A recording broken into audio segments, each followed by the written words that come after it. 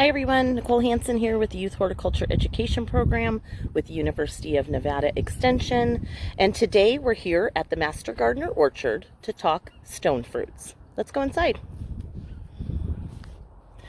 What we're looking at here are peach trees. As you can see, they do quite well in the desert. They do have some heat stress, which is to be expected, but peaches grow quite well here in the desert. Let's see if we can find a tree with some peaches on it. Here we go.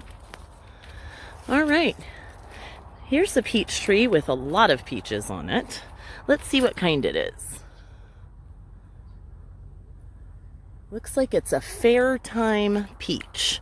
So these peaches seem a little smaller. Okay, but they are almost ripe now. Look at that color. Isn't that beautiful? So this is a prime example of a stone fruit, a peach. Here's another Fairlane peach. And over here, you can see the difference in the leaves, is an apricot.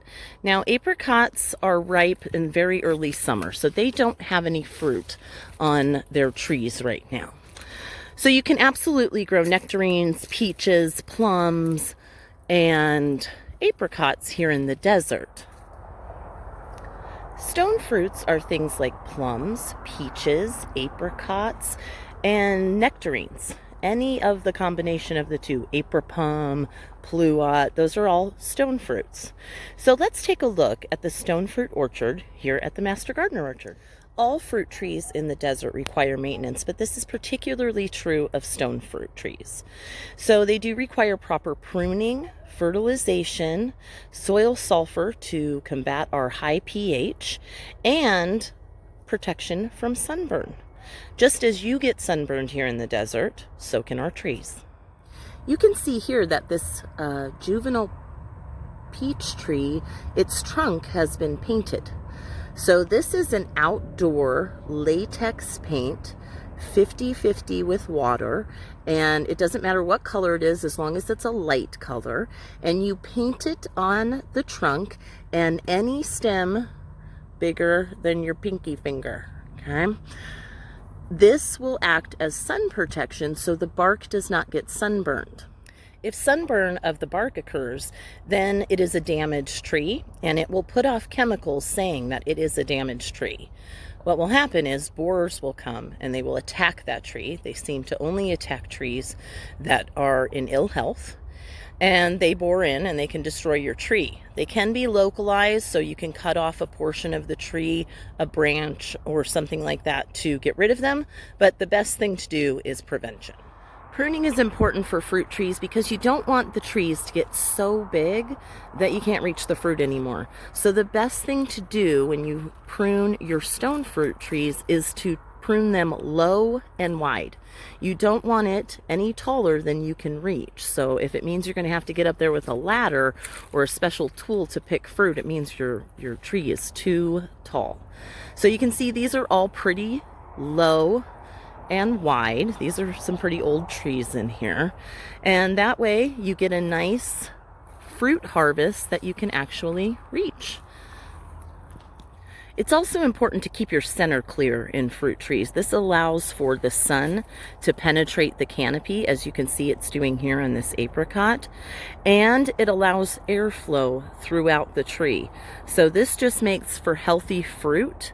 It limits disease and pests if you can prune it this way. So again, you just want to make sure you have plenty of space in that middle area for sun and airflow.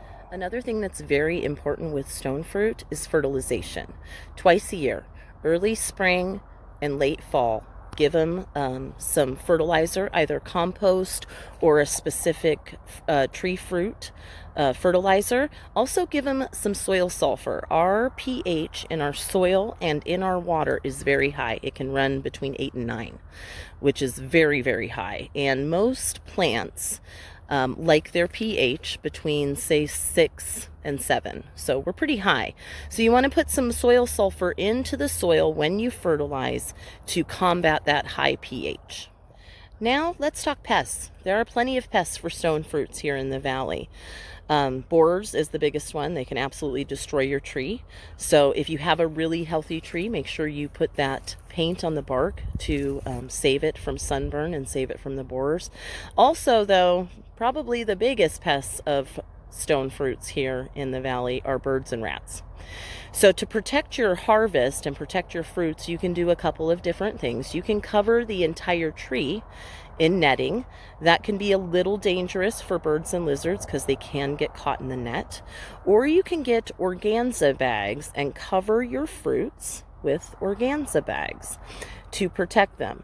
Now, a really determined rat can absolutely get through an organza bag, but it does deter them. It gives them a reason to find something else to eat, so that's a plus.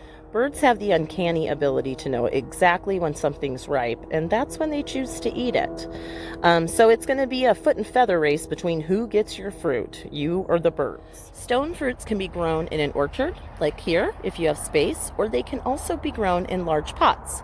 So if you don't have a lot of space to plant a tree in your yard, you can get the dwarf versions of any stone fruit and plant them in a large pot with mulch and proper fertilizing and watering, and you'll get this. There's nothing better than a nice peach on a hot summer day. So get out there and grow your own stone fruits so you can have this wonderful snack too.